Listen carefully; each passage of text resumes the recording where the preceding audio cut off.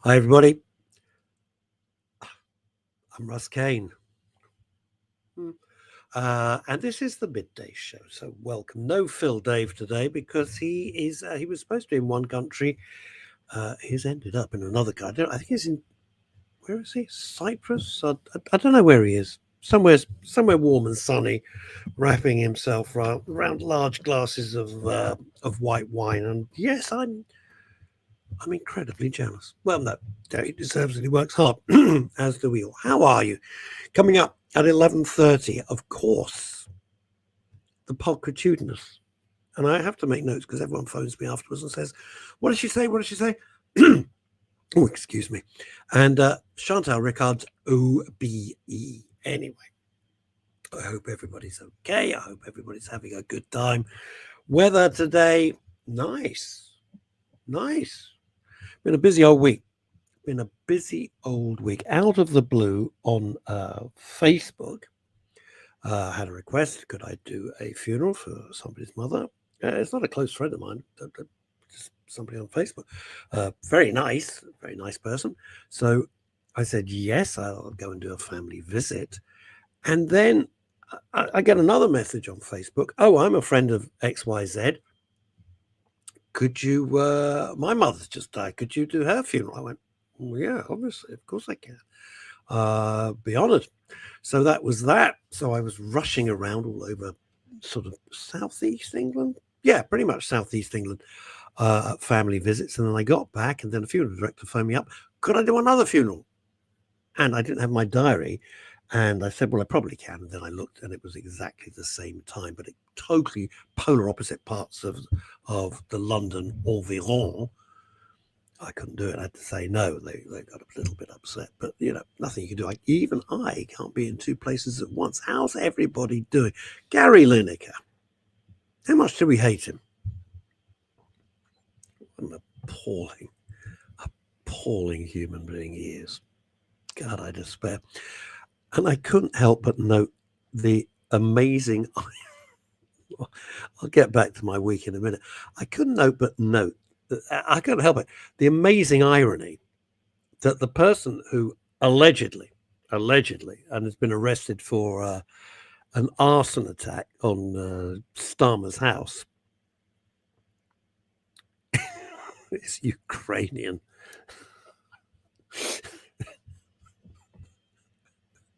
I mean, really? How stupid does he feel now?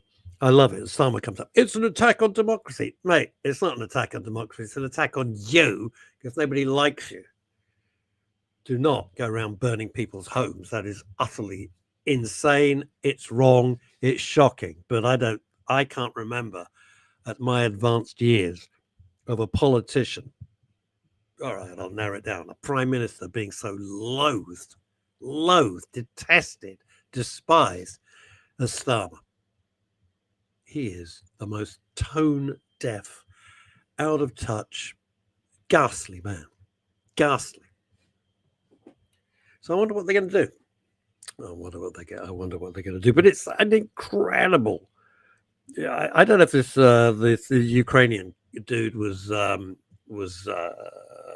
asylum seeker or the usual nonsense that they spout. But good afternoon, Russell. Well, it's only me. It's only me because Phil's sunning himself somewhere on a balcony, somewhere having a marvellous time, I would imagine. But Chantal will be with us, as I said, at 12:30, talking about much lighter things. I'm trying. Help me out here, gang. Help me out. I am trying to detox from the news because it sends me into apoplexy. I never watch BBC News because it's just Hamas are us, so they can go to hell. The sooner the BBC is defunded, the better. It's appalling. They won't fire Lineker. And some idiot said, oh, but he's freelance. Cancel his contract. Don't give a shit whether he's freelance or fully employed. I don't care what his national insurance. I'm not interested. The guy's a disgrace. You should have been fired on his ass years ago. But it's the BBC. Of course they won't. I saw an amazing report. It was sent to me by a friend of mine. Excuse me. And it was an amazing report into the coverage of the BBC over the last couple of years. I wanted to smash my head against the wall. I was so angry. I wanted to go and find the Director General and smash his head against the wall. Well, I can't do that. Obviously, that's violence. We can't support that in the least.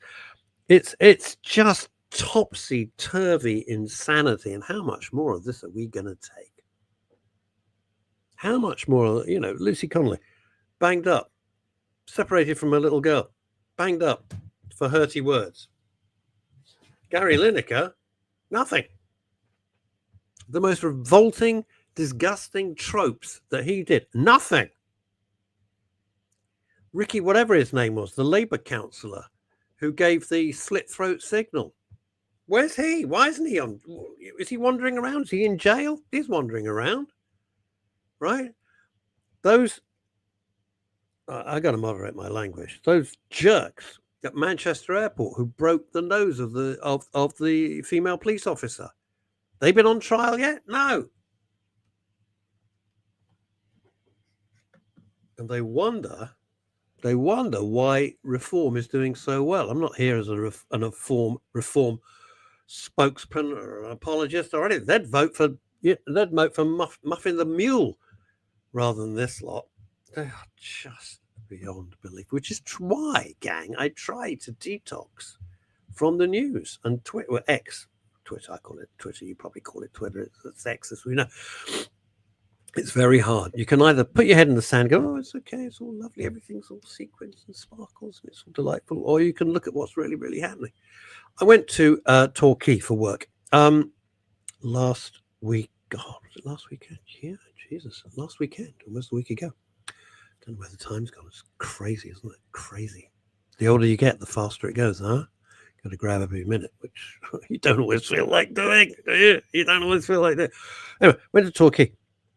It was like a breath of fresh air. I mean, literally because of the sea air and things like that. And metaphorically, to get the hell out of London. Yeah. And I don't like saying those things. Rosemary Jessup. Hello, Rosie. She says this. I'd vote for Muffin the Mule any day. I loved that program. Here comes Muffin the Mule, good old Muffin playing the fool. I think that was the tune. I don't know. That could have been the Flintstones. That wasn't. I don't know. I think that was it. I don't know if I can really remember Muffin the Mule. I think vaguely. I think. What's the first thing you remember? What is the first thing? I think the first thing I can remember, I think, apart from Watch with Mother, right? Andy Pandy with Looby Loo. Flower Pot Man. Let's go to San Francisco. Not that lot. Tony, what's it? Not him. No, the Flower Pot Man. I'll tell you what scared me about the Flower Pot Man.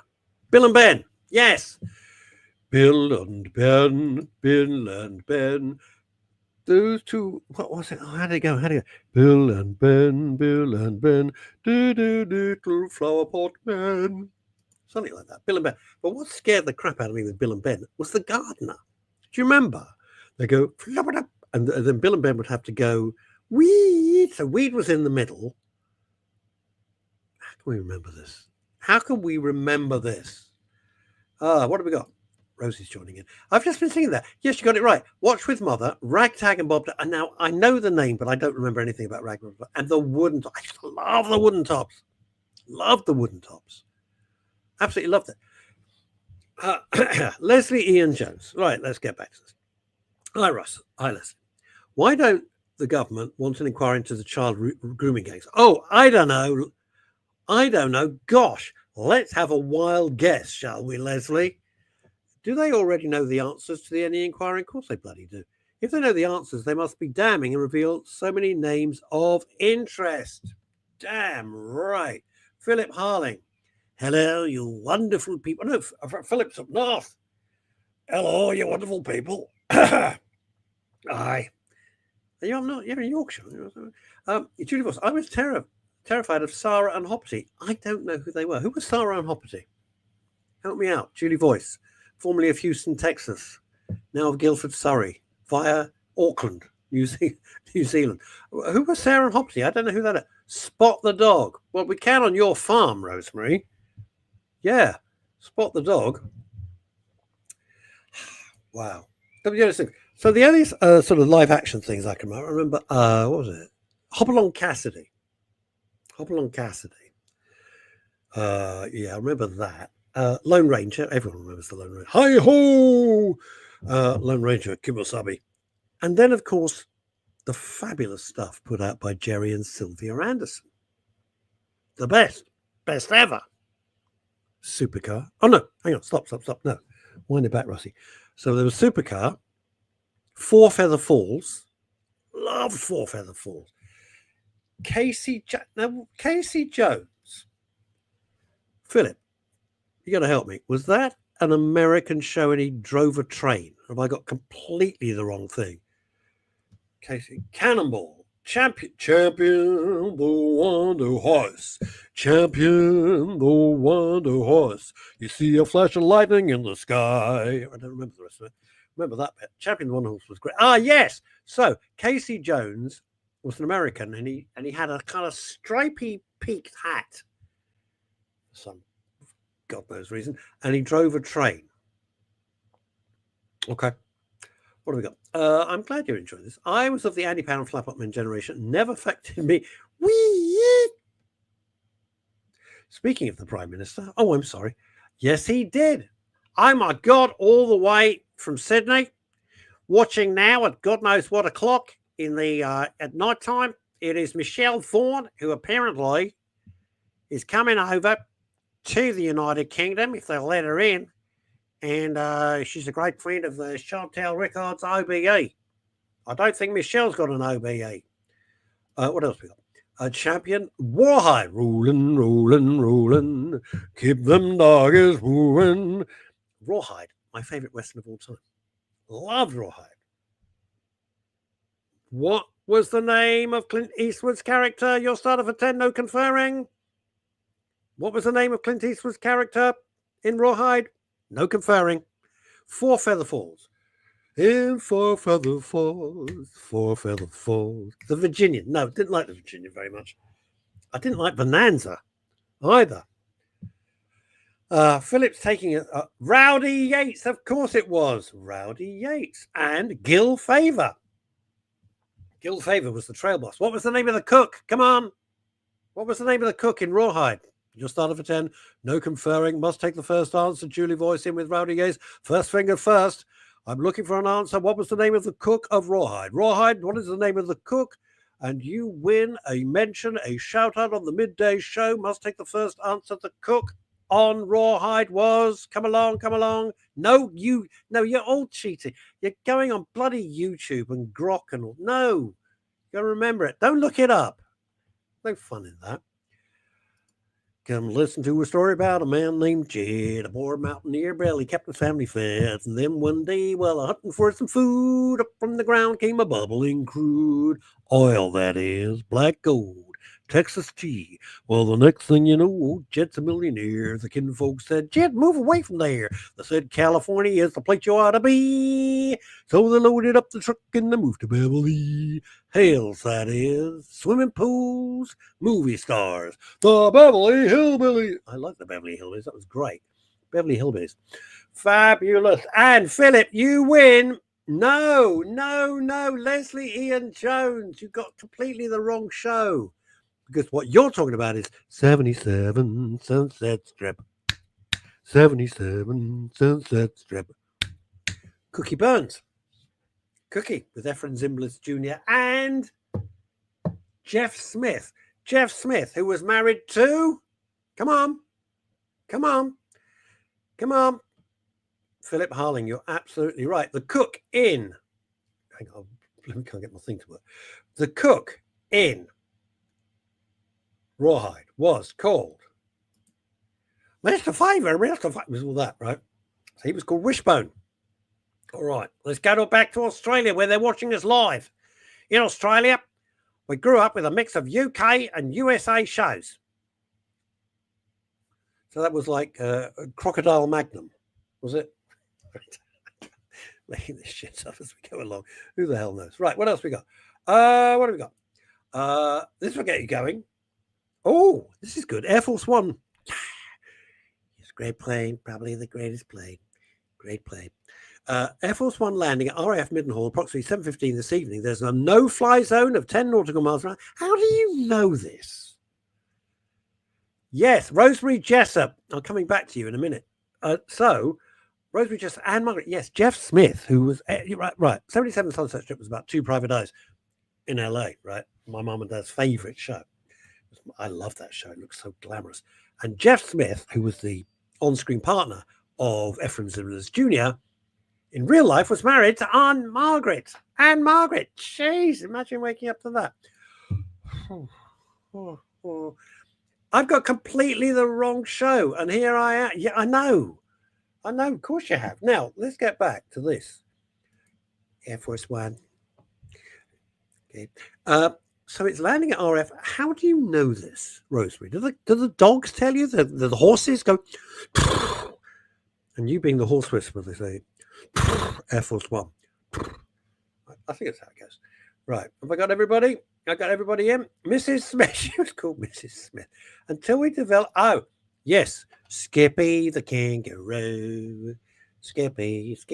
Now, you had the shows I used to watch from Australia when I was growing up as a kid. Flying Doctor to Woomera Base. Flying Doctor to Woomera Base. It's Shona. She's got snake bite and she's down by the mine head. What's that, Skippy? What have you swallowed a thesaurus this morning or something? Dave Slee. Greetings one and all, sending salutations to everyone near and far. Why don't you just say hello like a normal person? The magic boomerang. Oh, gotta help me out. Michelle, what was the magic boomerang? What the hell was the magic boomerang? I don't remember the magic boomerang. 10 Town. What? You're making this up. You guys, you're just making this up. What was 10 Town? 10 Town. It turned into a ghost town. I don't know 10 Town. Don't know that at all. Where's Skippy? The flying doctor ran over. Leslie, you fool.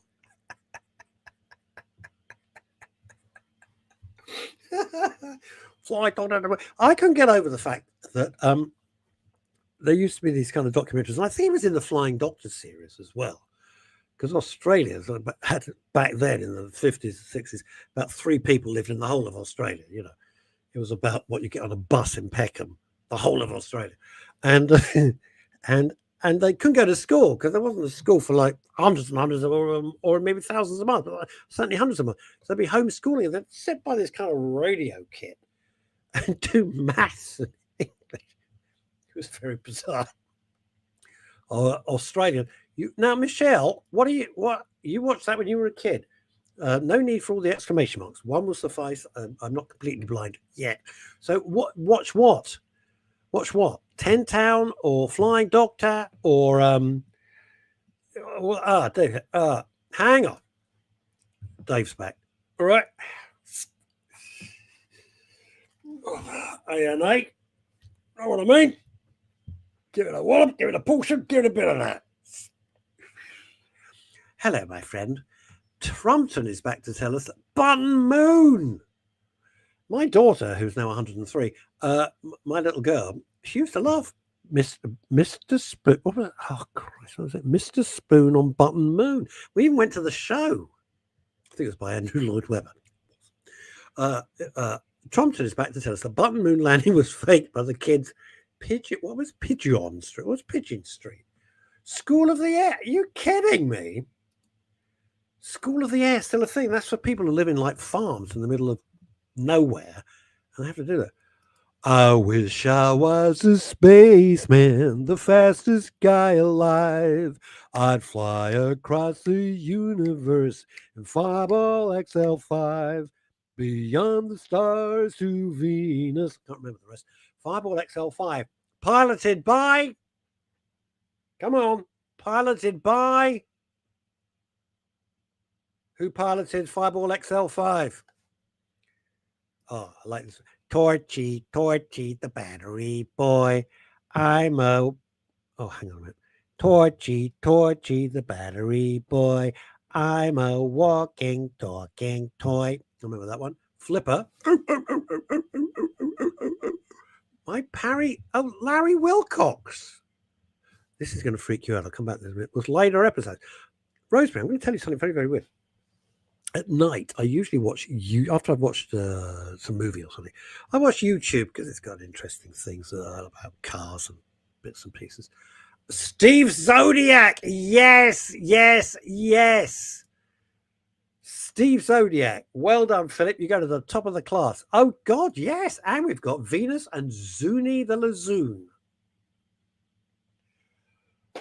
Fireball XFI. I always love the opening credits of that because when it took off on the ramp, it threw a shadow against the backdrop. What have we got here? I'm odd. I thought Captain Black was the hero. This is the voice of the Mr. Ons. No, Captain Black wasn't. Captain No. I don't think. Who was Captain? Hang on, Captain Black. I liked. How's it called? Stingray. I loved Stingray. Stingray was great.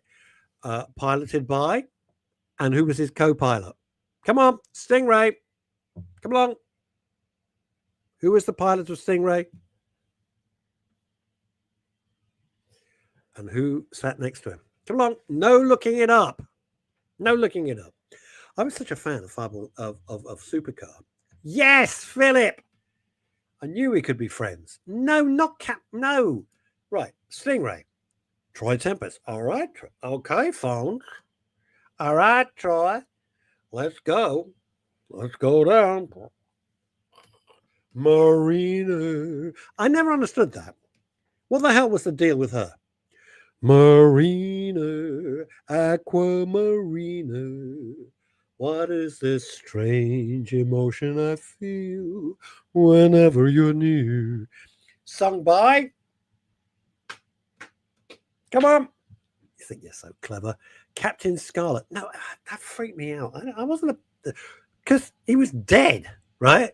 So Captain Scarlet, Judy voice, the shtick with that, he was dead. He's like, Jesus, come back as a kind of secret soldier. I mean, it's a very weird show, yes. Oh, what else we got? Let's see. Yes.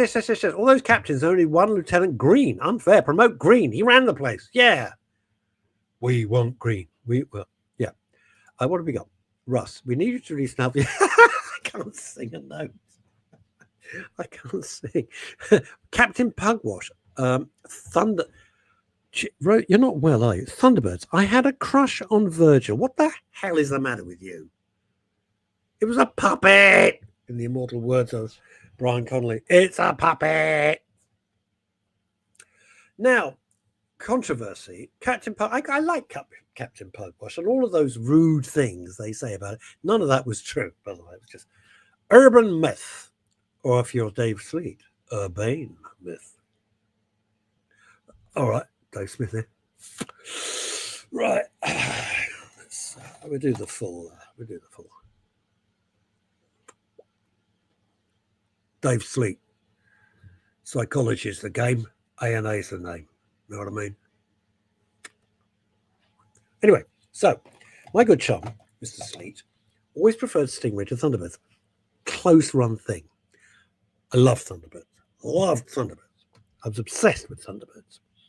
I was also obsessed with Supercar, and I sent away as a little boy for my Supercar pilot's license.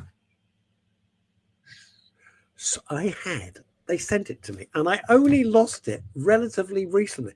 Lost this a long time ago, but I lost my Supercar pilot's license. I was upset because it had my name, my little address in Southgate, where I used to live, and I was then licensed to fly. If Mike Mercury couldn't fly it, little Russell, age whatever I was licensed to fly Supercar. How about that? And not just that, I knew the secret password. Who knew? Philip, hi, this is great. Philip still got the Supercar badge. Under the sea, what is it? Under the sea, supercar, supercar. It was terribly British. And the voice sounded like supercar, la la la la, supercar, la, la. Very British, you know. Now that's what I, what's this? Now that's what I,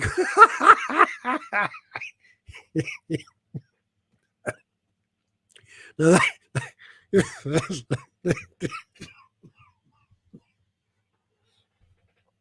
live from Chantal Records. Chantal Records proudly present. Now that's what I call Ross Kane. A double album of TV themes and double entendres. Disc 1, track 1. I'm not a pheasant plucker, you bastard. I'm not a pheasant plucker. I'm a pheasant plucker's son. I'll fall for that one. Yes. The perfect actress to play Lady Penelope, Joanna Lumley. Destiny Angel, my choice. Françoise Pascal. Arrgh. Arrgh. François, that is bloody good, actually. Because, yeah, Destiny Angel, they flew those planes off, looked like an aircraft carrier in the sky, like that thing that Marvel kind of nicked the idea of. Destiny Angel, François Pascal would be great in that, yes. Although, what's this? I think Rowan Atkinson got the supercar license, still uses her. He does, doesn't he? He has a fabulous collection now. He has a fabulous collection.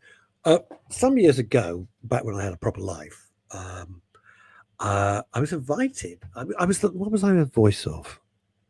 Which museum? It was either the McLaren Museum or the Williams. It was one of the Formula One museums, and I was the voice of. I can't remember which one, to be honest. Can't remember anything. Anyway, and then McLaren said, "Do you want to come round the factory and have a look at everything?" I went, "Would I ever?" So I went down to the McLaren, and the first part of my day was just me, by the way, just me. They were very, very lovely, and they showed me all around the Formula One thing, and I took away. So my paperweight on my desk. You ready? Mika Häkkinen's gear cog. Yeah, Mika Häkkinen's gear cog, and the engineers were so cool. They could look at a gear cog and know through the wear and the pattern on the metal which Formula One driver had driven it. That's how cool these guys were, right? And then in the afternoon, they said, "We're going to show you our new road car that we're building." It was called the McLaren P1. And the car then cost, this is a Rowan Atkinson thing, by the way, the car then cost £600,000 if you were to buy it. When it was launched in the 90s, when I was having this tour. And the engine bay is lined with gold because it's a wonderful, keeps everything cool. It's for the heat, for the massive heat. And by the end of the tour, I came away and I thought, you know what? 600,000, if I had the money, I'd buy this because it was such a magnificent piece of engineering. You thought, well, 600 grand. Yeah, I know. That car now, if you could find one, you would pay a minimum of about 14 million pounds for that same car. 14 million quid. And the reason is that, what's his name? Rowan Atkinson had one and then wrapped it around a tree or a post or something. He completely trashed it and had to have the whole thing rebuilt. This is good. I heard Captain Scarlet's Face was based on James Garner. Well, yes. So the Thunderbirds people, all of their names were based on the Mercury mission, the Mercury space missions. All their names: Virgil, Alan. You go through all the names of the Tracy brothers, and they're the names of the astronauts who trained and were so incredibly brave, unlike those nincompoops who went up in Jeff Bezos's massive Ann Summers vibrator thing for 35 seconds, called themselves astronauts. Jesus. Anyway, so I made a cup of tea. I'm a cordon bleu chef. There you go. That's the same thing. Anyway, yeah, it was. They had, and the voice was very, some of them was Cary Grant. Judy. What's this? What have we got? No, it won't work. It won't work because Longy and I don't have that kind of. We have very different ways of comedy, totally different. I take this as Longy and Russ is Morecambe and Wise. Oh my God, no! They are the greatest, the greatest. Françoise Pascal as Dame Shirley Bassey. This is my life, and I don't give a damn about tomorrow. Goldfinger. It was nowhere going to work. And she's a very Shirley Bassey, who was such a good sport, appeared on Morecambe and Wise and a shoe fell off, and Eric shoved on his bloody great hobnail boot. Oh my God. The Hood in Thunderbird. The Hood. Yeah, Thunderbird. And what was the name in Supergirl? Sir, Master Spy. What do you have for me, friend Zades? Right, you know her. You love her. What's this? I bet it's rude. I haven't read it. For 11 minutes. Jeff's and Summer's Rocket was up there for 11 minutes. Lasted longer than I ever did. Thank you, ladies and gentlemen. The comedy stylings of Scott Lyons. Don't forget, Scott will be back at midnight in our beautiful crystal room on the 5th deck. Until then, it's Chantal Rickards with Ray McVeigh and his band of the day. Take it away. Right, okay. Ladies and gentlemen, you know her. You love her. Here we go. She is the queen of everything that happens on the screen. Her recommendations are second to none, and we love her because she's lots of fun. I think that's probably a haiku. It may be not. Maybe an iambic pentameter. I don't know. Chantal Rickards OBE. Hello. I have no iambic pentameters for you at this very moment. Go back to your Shakespeare. Oh, okay. Fair enough then. That's the only pattern I can remember from English, which I love, but I never got it. I don't like poetry. I'm going to just say it. I don't like poetry. Okay. Poetry. I just think just words. Don't get it.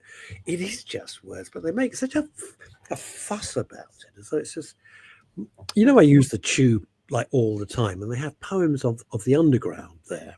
They do. I haven't seen any recently, but I do read them when I see them. I always read them.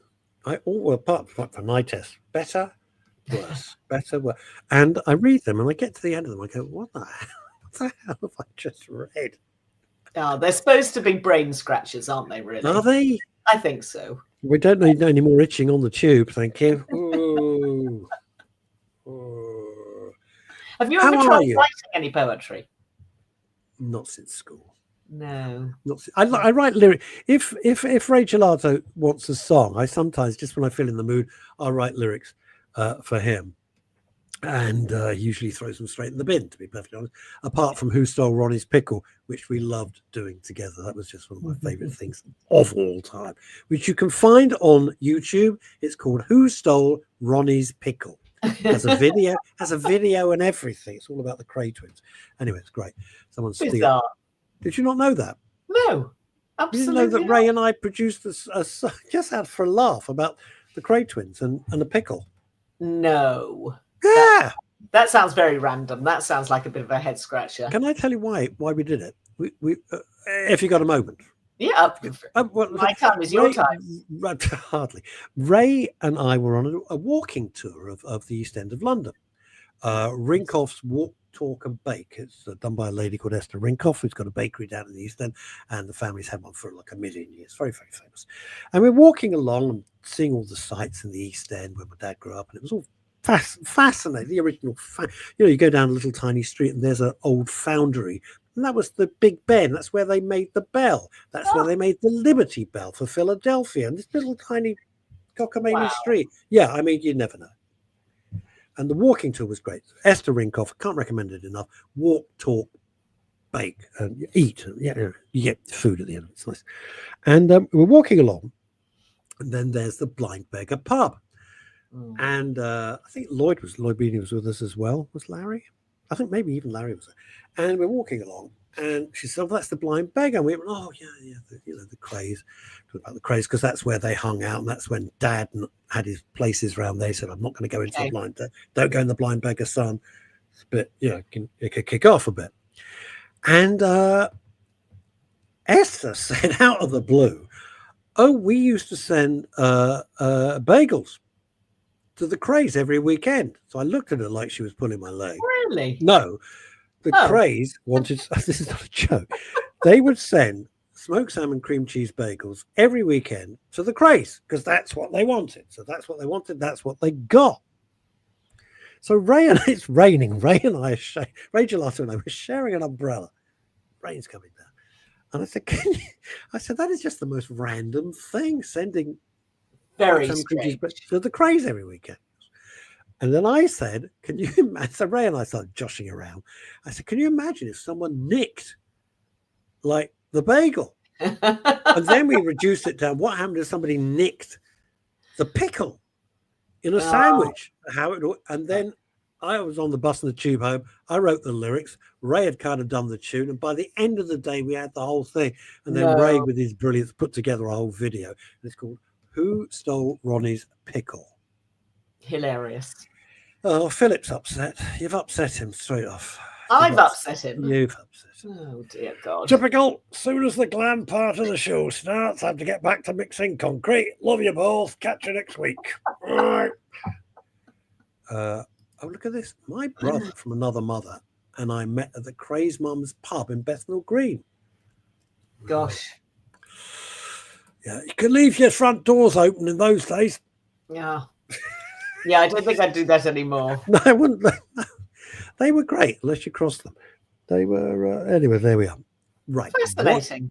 Okay, well, you'll have to give us a rendition at some stage of your if you could see the video, if I could work out how to download it, I could play it. Well, you could chat. I could try and find it and work out how to do it.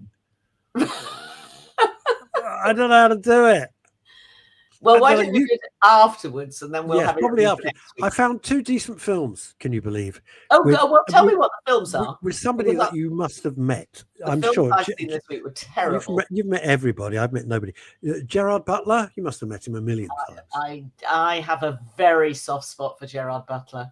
Hello. He was a very generous donor to BAFTA Los Angeles and gave us money for a scholarship for one of our students. Bless him. Well, on Amazon Prime, there was a film called Den of Thieves, which I keep seeing big. Right. And I avoided it, didn't fancy it. Anyway, I watched it the other night, Den of Thieves. Bit long.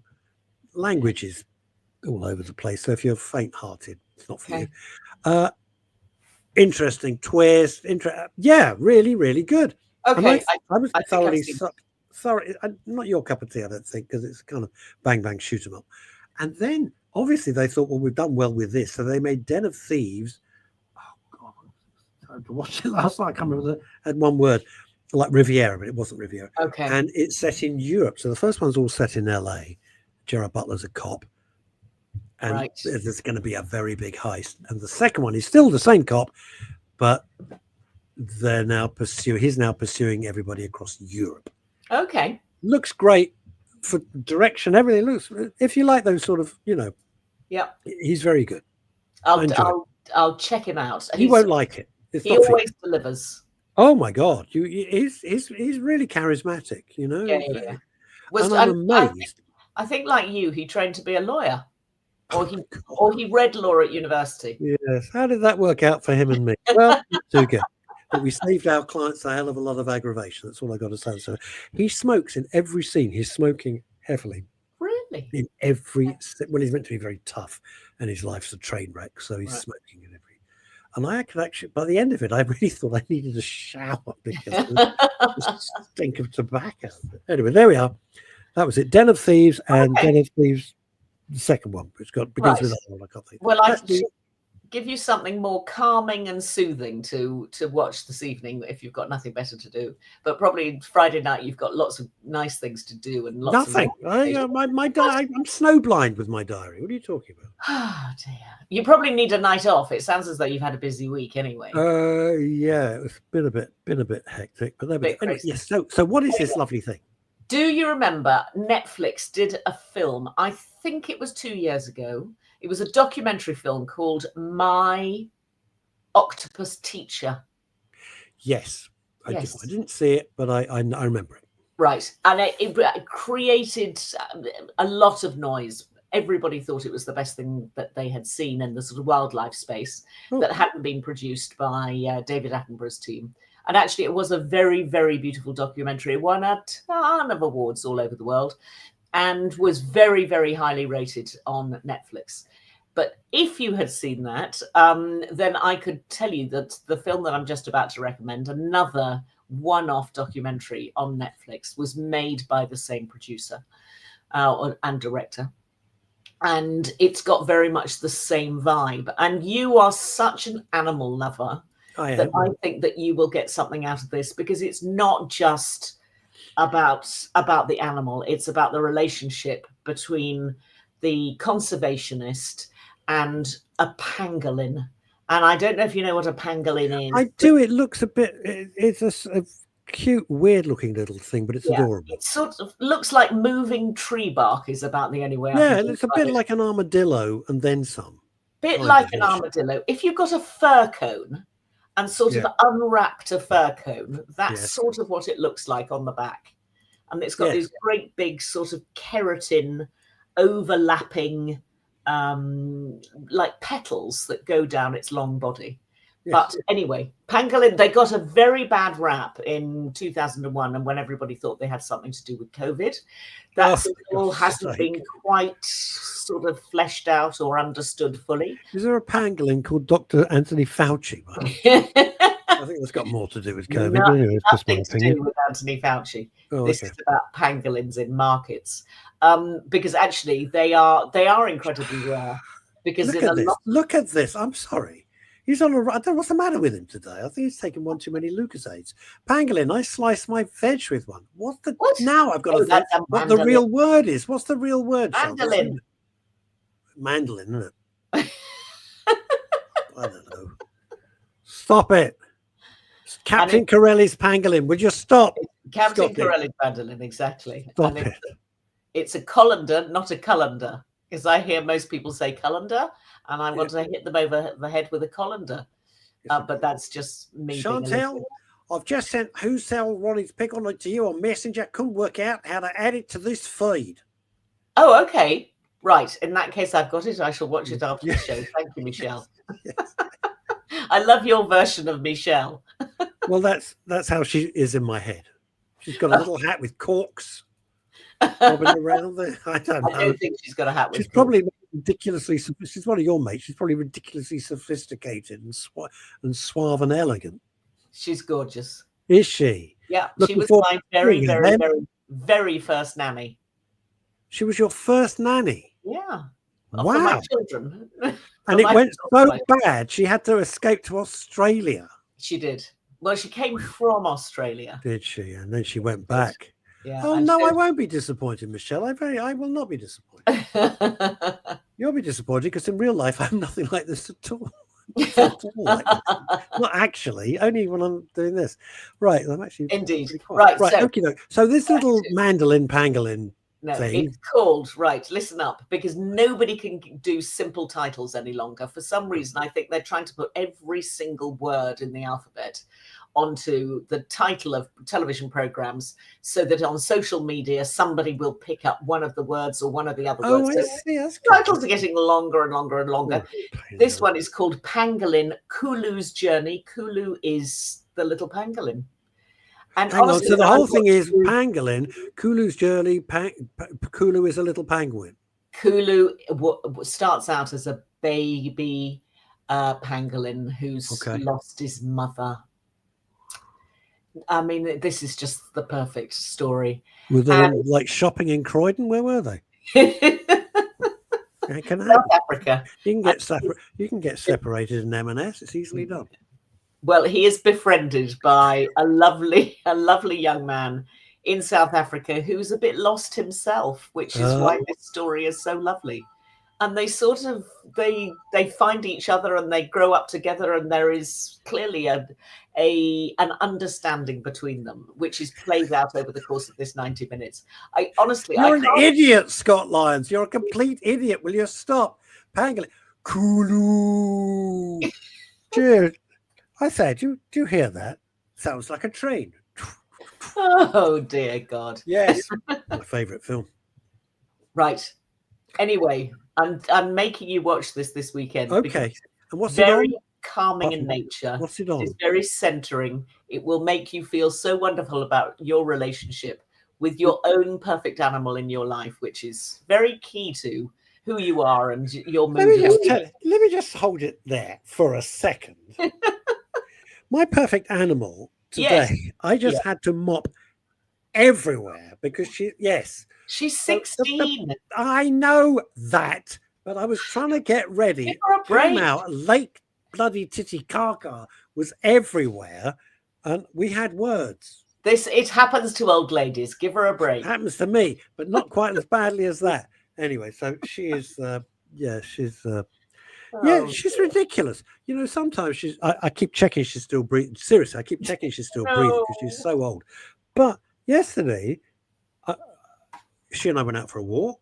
She's skipping. She's bounding around. I'm going, you little shit. You wrap around your finger. I'm worried sick about you every second of the day. She's going to see you off the planet at this well, the way I'm feeling, she will. She absolutely will be. She'll be seeing me off. Keith Richards will be seeing me off at this. God, Mel Brooks will be seeing me off. Anyway, there we are. Okay. Now this is very. Now, what channel is this on? This pangolin thing. Netflix. Netflix. Okay. Yeah. So I think most of us, your viewers and us, have Netflix. So you'll find it on Netflix. It's 90 minutes. It's just lovely. Oh, it's just charming and lovely. Yes, but you learn a lot. You learn a lot about this small, weird, strange, interesting animal. It's a mammal, right? It's a mammal. It is a mammal. It is 850 million years old, which is nearly older but that's more than Ebony at 16. Exactly. Was that pangolin years? Yeah. No, it comes from not pangolin years, real years. It comes from prehistory. It is a prehistoric mammal still walking the earth. Wow. So, and they are extraordinary for so many reasons. And I'm not going to spoil the documentary because you just learn so much about how this thing survives. And it's really, really worth watching. I mean, I totally enjoyed it. Yeah. Take my eyes off it. It's very nicely made. Has David Attenborough said something controversial? By the way, it's not a joke. It's not a joke. Because I was scrolling through just to catch up on the news, and somebody wrote something very, very beginning with F. They went blank David Attenborough. I thought, a bit random. Well, there was some. He made a few pronouncements around the documentary that came out 10 days or 2 weeks ago, which is I think it's a 4Cinema documentary because there was a big launch in London for it. Okay.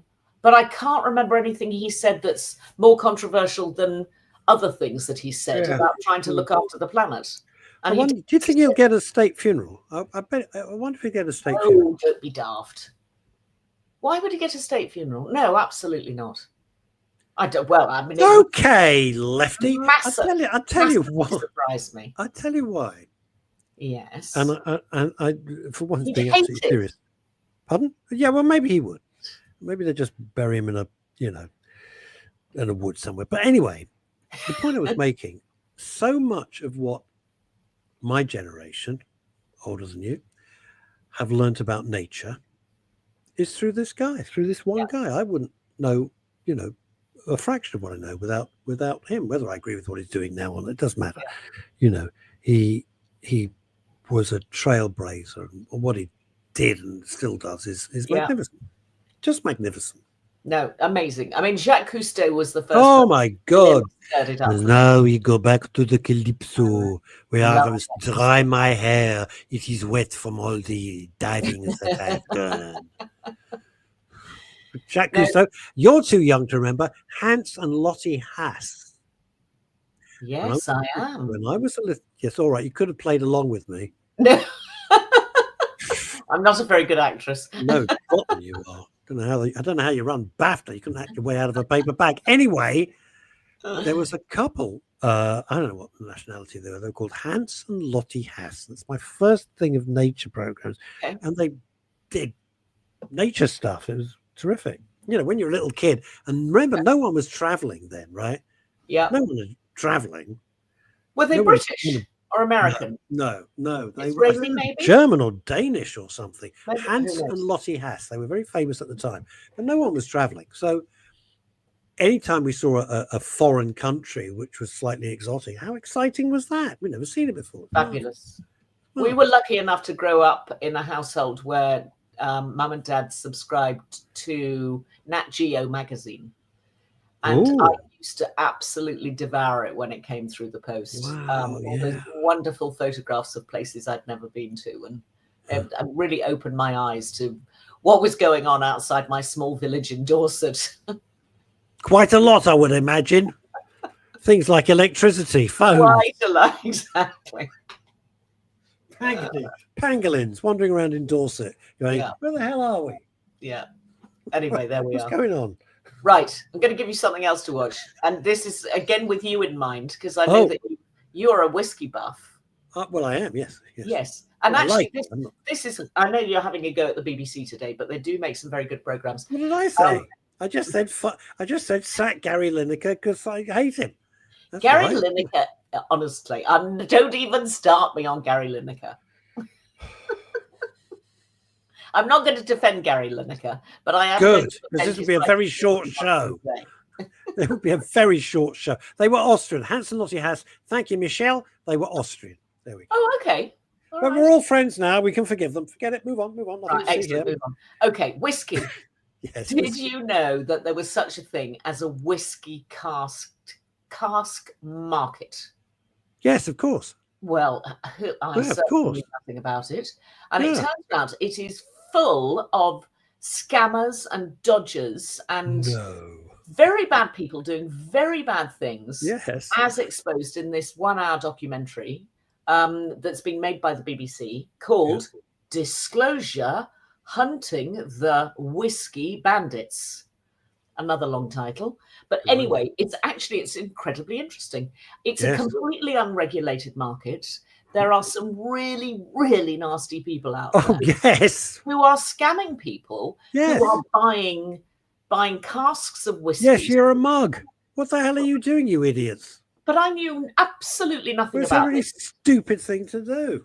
Well, clearly you know, but obviously some people are buying into the whiskey market as you would buy into a wine market or whatever. I'm thinking, well, if this is held in bond or whatever they call it for the next 10 years, I'm going to make an awful lot of money when the wine grows up or when the whiskey grows up. But it seems, because the whiskey market is completely unregulated, that there are people out there who will sell you and me the same barrel. Forgive me, and Michelle, who's going to write something now to contradict you. It is not unregulated. If you are dumb enough to believe an advert, the one that really got my goat, and this is true, is this dude dressed up in the flashiest suit. You know, the kind of shark skin suits, the sort of thing Ray Gelato wears on stage, but you don't wear in real life, right? A shark skin suit. Yes, with a big gold Rolex and the gold bracelet shit. And he's posing in front of a Rolls Royce, smoking a big cigar. And he just looked like he'd come out of Spiv Central Casting, right? And he goes, I've invested. And I'm thinking, I won't give you the time of day, mate. You look like a crook. And of course, what they're, you're not going to make any money at all. No. It's a ridiculous thing. The best thing about this documentary is the undercover filming that the BBC have done with the spivs. So there are two very spivvy blokes and a spivvy blonde who go with the spivvy blokes. And the journalist goes in to say that she is going to buy some of these whiskey barrels. You're going to buy the barrels. Yes, and she's going to spend £1 million, and they're really sort of rolling out the red carpet for her. Except for the fact that they're all using assumed names, and they can't keep remembering the names that they have assumed. God, how thick are you? I'm going to be a con artist. That's rule number one. So unbelievably stupid. And then, of course, the journalist leaves saying, right, I'm going to spend £1 million with you. These three spivs go off to the pub. And of course, they don't know that there's a BBC camera in the pub, or somebody's gone in and is filming undercover. I'm watching them talking about the undercover journalist, and it is just so brilliant. You can't quite believe you're watching something that's real, because so much of documentaries is reconstructed, but this is actual real footage of these people being as dumb as rocks, as a box of frogs. The interesting thing is, if you know what you're doing, what I was going to say is, if you do know what you're doing with whiskey, you can make money. You know, there was a bottle sold for over $1 million, one bottle. Wow. I think it went for 1.2. Wow. It's because the Japanese and the Chinese will pay anything for certain things. They're obsessed with it. But then, of course, you have the dilemma. Once it's opened, has no value at all. That's it. Oh my God. You can't say, I'll tell you what, I've got this bottle worth $500,000, 200, $250,000. I'll have a little sip and then I'll flog it onto Chantal. You can't do that. Once you've opened it, forget it. You might as well just drink it. Does it degrade? No, it's not. It's because it's opened. Once you've opened it, that is like the genie out of the bottle. You just can't. You can't resell an opened bottle. If you know what you're doing and lay some of the stuff down, it will appreciate. But it's a slow old burn. I mean, you really got to be. Well, I would say crazy patient. But that's single bottles. Anyone who says buy this whole cask, run. Just run. Right. Because a proper distillery is never going to sell you a cask. It's never going to happen. Well, this is because there is no regulation. So nobody actually quite knows where barrel 1, 2, 3, 4 is. And so this spurious barrel gets sold to you and gets sold to me. Now they do. In all distilleries, even the little mom and pop ones on the Isle of Biscay and all of that sort of stuff, they know exactly every single barrel. When, where, how, who. They will tell you everything about it. But once it leaves the distillery, it could be anything in it. They could, pour any old crap in it and say that it's this, that, and the other. Just don't. Anyway, it's worth watching. It's a good documentary, and it's, I love seeing people being held to account. Does it? I hope they get done. Well, I'm not going to tell you anything. You've got to watch it. They will get drunk on the whiskey and run away. Yeah, it's a 1-hour documentary on the BBC under their Disclosure brand, and it's called Hunting the Whiskey Bandits. But it's good fun. I mean, I was sort of laughing out loud as well as going, well, this is completely because they're so utterly incompetent. Yeah, but I just didn't understand any of it, so it showed me. Well, that's because it's a very poor. It's a very poor con, is what it is. That's what you're getting. Yes. Indeed. The whiskey industry is highly regulated. I just wanted to say one thing in its defense. The whiskey industry is very, very highly regulated. Right. Very highly regulated as what counts for whiskey, what counts for example, cognac, what you can call cognac, what isn't, what is champagne, all of that is highly regulated. But once you get into bandit country, you don't know what you're getting. You're buying a pig in a poke. What I didn't know is that whatever the liquid for the first 3 years after manufacture cannot be called Scotch whiskey. It can only be officially called Scotch whiskey once it's 3 years old. Did you know that? Yeah, there's all sorts of stuff. And if they don't talk about the angel share, then they definitely don't know what they're talking about. The angel share. Okay. Right. Well, at least don't leave me hanging. Say, Russ, what's the angel share? What is the angel share? I'm so glad you asked. The angel share is the evaporation, the natural process of evaporation over time. That's the angel share. I love that. Yeah. So you will put in X amount into the barrel, and some of it will naturally evaporate over time. Hence the angel share. Well, I love the phrase. It should be the title of a film or a book or a play or something. It's a beautiful little phrase, isn't it? It's a lovely phrase. Love that. My brother did well with single bottle of whiskey. He won the Australian Pipe Band Drum Majors competition when he was 12, and the prize was 12 bottles of Grant's whiskey. So he did well with it being from the Australian champion. Very good. Okay, great. I don't know much about Grant's whiskey. I mean, I know nothing about whiskey at all. So this is the sum total of my whiskey knowledge, which I am now passing on to your audience. But I know that you're a whiskey fan. Oh, dear. God, thank God Phil's not here. We'd never get a word in once he starts talking about whiskey. No, indeed. God, dear me. Dear me. So that's two good shows. A little pangolin wandering around in South Africa, and people getting turned over for selling barrels of God knows what and pretending it's something fabulous. No, it's good. Good to watch. Yes. Excellent. Yes. Yeah. Yes. And oh my God, look. Oh, hang on. We haven't finished yet. He kept 2 bottles and sold the rest. Okay. And last comment, Grant's is a blended. Yes, it is blended. It's not single malt. It And it's in is. triangular bottles from triangular trees made with triangular honey from triangular bees. So, oh, Mr. Distillery, please make it Tobler Grants. There we go. That'll do. And on that brilliant note of surrealism, thank you so much, as Great always, Chantal. pleasure. As As always. it was rightly said, the glamorous part of the week. Oh, rubbish. Get Oh, over yourself. oh, seriously. Bye-bye. Thank you so Bye-bye. much. Have a lovely weekend. Put your feet up. Yeah, no. Bye-bye. Watch the Pangolin documentary. Oh, yeah, watch the penguin and the whiskey thing. Bye-bye. The fabulous Chantal there. It's great. She's just marvellous. Anyway, thank you for playing along all week. We'll be back on Monday with Neil Longy Long and myself. Wednesday with Neil and his guests. And then Friday, we do it all over again with Jonathan Baz, myself, and of course, the fabulous Chantal Rickards OBE. Good night in Australia, where I don't know what the time is, but it's God knows what. Good night to Michelle. Good afternoon to everybody else. Have a wonderful weekend. Take care. And remember, no hurty words.